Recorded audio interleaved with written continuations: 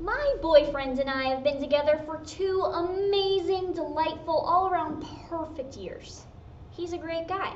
He's trustworthy, he's kind, and my God, is he adorable.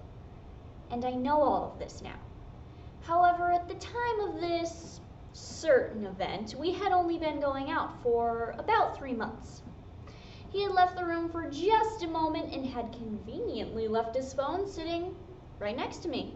So me being the curious, scratch that, psychotic girlfriend that I am, I picked up the phone and started scrolling.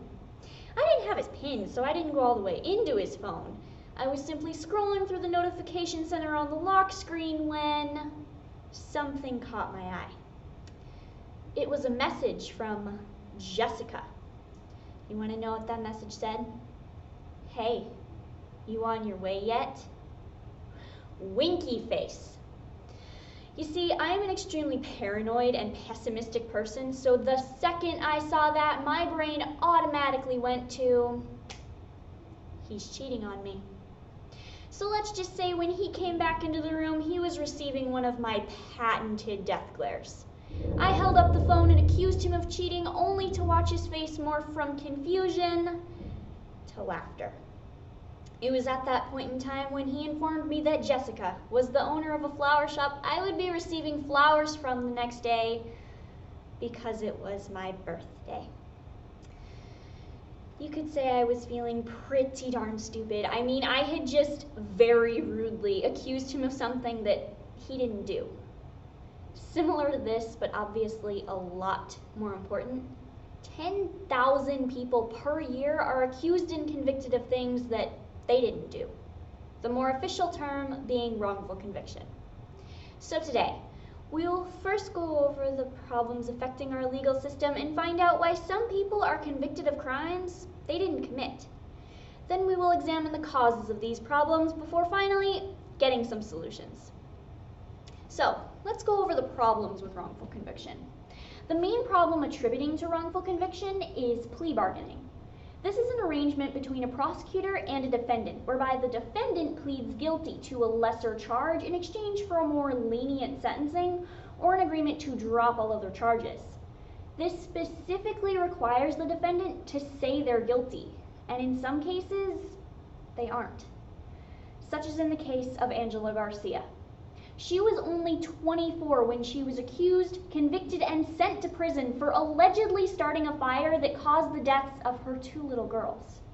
And almost 2 decades after her sentencing and fighting for her innocence, she accepted a plea bargain, and she had to admit to arson and involuntary manslaughter. In Garcia's case, she knew that she had to state her guilt, even if she knew it wasn't real, just to earn back that freedom. However, unlike her, most defendants are simply confused about the charges against them and take the plea to avoid going to a trial that could possibly uncover damning evidence or result in a greater sentencing. This advice is given to a defendant by their defense attorney, whether they're innocent or not. So their case then becomes one of the 97% of cases to result in a plea bargain. This leads us to our second problem with wrongful conviction: psychological effects. In a 2003 study conducted by the Life After Exoneration program, researchers found that nearly half of the exonerees suffered from depression, anxiety, or some form of post-traumatic stress disorder. Also, according to Professor of Psychology John Wilson, people who are wrongfully convicted and innocent know that they aren't criminals. They aren't psychopathic or sociopathic individuals. They know they're different. And in his experience, it makes it even more difficult for them to endure the traumas and stresses of imprisonment. And then when they get out of prison, they are presented with a whole other set of problems. One of them being with how they are treated in terms of the public and employment. Wrongful conviction victim Kirk Bloodsworth stated that no matter what happens to you, you are constantly put under the eye of distrust. Another victim, Neil Miller, stated that prosecutors made him out to be a monster, and he stated that his wrongful conviction ruined both his marriage and his relationship with his daughter. And in the employment arena, employers are wary of hiring the wrongfully convicted, not only because of prison records, but also because after spending so many years in prison, most exonerees have very few job skills. And also, according to author Sam Becker in 2017, if you have a criminal record, you cannot take a position in teaching, childcare, healthcare, law enforcement, finance, retail, or government. So, what are they going to do now? With these problems in mind, let's examine the causes of wrongful conviction. Starting with the accusing side of the courtroom, prosecution.